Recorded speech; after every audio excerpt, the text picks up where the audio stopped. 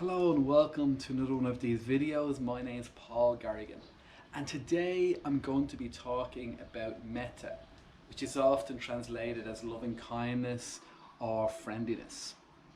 And the reason it's called 108 Metta is because of these things, these beads. There's 108 beads. So basically what the practice is that we do Metta for 108 different people. That's the practice. And I'll be going into deeper detail about that as we go along. This is an incredibly powerful practice. This can be a radically life-changing practice. And it's like a lot of these things, it's one that I initially resisted. And I've seen a lot of other people resist it as well, because it just didn't seem, it seemed a bit too, I would have said, tree huggy for me initially. This idea of kind of sending out, love to different people. It wasn't really my thing for a long time. But then when I actually did this practice, it proved to be, absolutely life-changing. And I actually, you could say I was stuck for a long time because I hadn't done this. See, what I say to people, and I do mean this, sincerely, is that the most important thing we can do is sit in stillness, to be still. And if we could do that every day, spend a period of time every day just being still, this would have a profound impact on our lives. I've absolutely no doubt about that. But the problem is, being still is not that easy. It doesn't come so easy to many of us, and that was certainly my case. I couldn't even go to the toilet without a book and probably some music.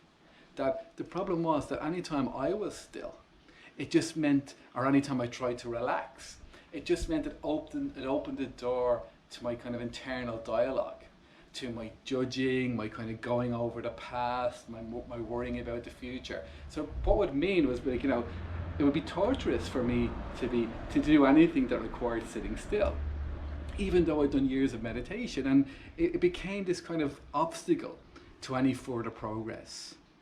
So, absolutely stillness is the thing, but if we're finding it difficult to sit in stillness, it may be because we need to look at our issues. And that's what this practice can do. It can help us make peace with those things that are troubling us.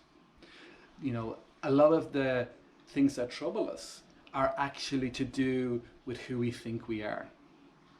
But where did that idea about who we are come from? One thing I realized, that basically my ideas of who I was, my personality, developed through all the interactions I had over the course of my lifetime. So my personality was basically the sum of all the relationships that I had. And what we do in this practice is we make peace with all of those different relationships. And by making peace with those different relationships, in this incredible way, we're also making peace with ourselves. And that means that it becomes far easier to be still, because we're no longer at war with ourselves. We're no longer obsessing over things that happened in the past.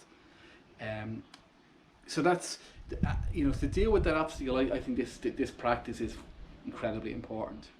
But even more so, doing this practice also, it leads to what's called heart openings. So if you do this for a while, if you do it quite intensively for a while, what you'll often find is you have these incredible heart openings.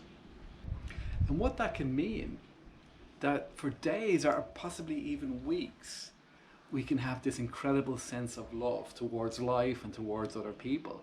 And you basically walk around feeling blissed out, for weeks as a result of this practice. That's not, I wouldn't say that's the goal of it, at least it wasn't for me, but it's a beautiful benefit of it. And if that's something that has been missing from your life, if you were very closed off, like I was incredibly closed off for years, that when that opens, it's such a wonderful thing, and it's a real milestone on our journey. And once you kind of cross that milestone, we find that just being still becomes a hell of a lot easier.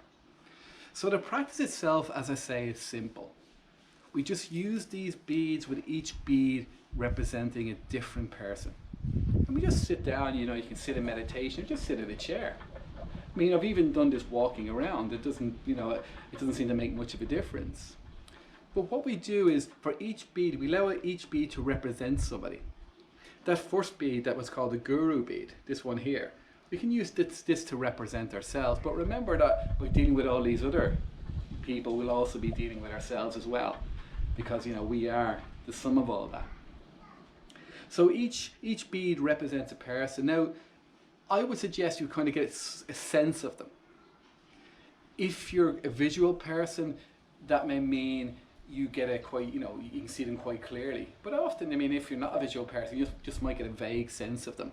Doesn't matter, that's perfect. It doesn't matter which one of those it is.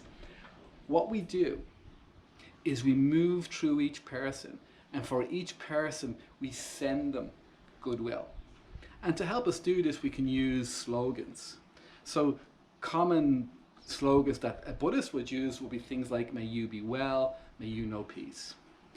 If you find it easier, you could use words like, peace be with you. It doesn't matter the words you use, the matter is the intention, that sense of wishing well. Now, to actually do the practice, there's different ways you can do it. One way is that you can just kind of sit there and see who pops into your mind. Or you can be more strategic with it. You can go through your life history and move through the different people that you remember, like say starting at birth. Now this can be fantastic, because what starts to happen as you do this a lot, you start to remember people you had completely forgotten about. You also start to recover memories that you've completely forgotten about. Now, I would say if you're going to do it that way, you need to be careful, because things could come up. People could come up that you're not ready to deal with or face. Ultimately, the long-term goal is to be able to make peace with everyone. Not because the people who hurt us, not because what they did was okay, but because as long as we're unable to do that, we're stuck in this kind of really unhealthy relationship with them. So we make peace with that part of them. And peace does not mean, making peace does not mean that what they did was okay, or that they should be spared the consequences of their actions. It doesn't mean that at all. It just means that our internal battle, we kind of this recognition that as long as we continue to invest time with ill will towards them, we're the ones who suffer. So that's the recognition, and it can take a long time before we can do this for everybody. But believe me, if you continue in practicing it, it's like a muscle. Eventually, you'll be able to. At least that was what I discovered, and what a huge difference that made to my life. Incredible difference to be at peace, because I realized as I did this, I really was making peace with myself, and all of that stuff stopped getting in the way. It stopped getting in the way of stillness, and it stopped getting in the way of well-being. So yes, do it that way. You can kind of do it as a life history, or just see who pops into your mind. What I would do sometimes I would feel drawn to a certain period in my life where I'd want to investigate, and I would devote maybe hours and hours to that period of my life. And again, it was this wonderful sense of discovery and retrieving different people that I had completely forgotten about, and revisiting and making them part of my life again. When you do this, it's not important that you remember people's names. You can just kind of have a vague sense of them. That's all you need. And you don't have to necessarily every time do every single person. And if you've done somebody a lot, say your family, you can just kind of go, oh, my family, and then move on. It may be that you're concerned that, wow, you go, 108, that seems a lot. 108 isn't a lot, actually.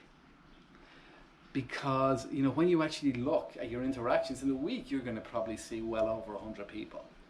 If you're really stuck, include people on Netflix or whatever, it doesn't matter. As long as you're kind of getting people initially. And the ones you're going to need to do will just come.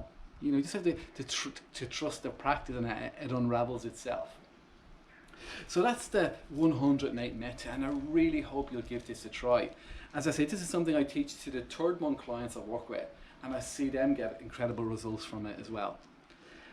While I have you here, I've just launched this new podcast. We're into our third episode now. It's called A Simple Path to Wellbeing. And what I do there is I share everything I know about achieving well-being. And I'll be really chuffed if you kind of go there and have a listen and see what you think. Also, if you're looking for any coaching, you'll find information on my website, and I'll leave a link. I'll leave a link to the podcast and the coaching in the show notes. And also, if you enjoyed this video, please give a like. Please consider subscribing to the channel, and I look forward to seeing you again. Okay, bye bye.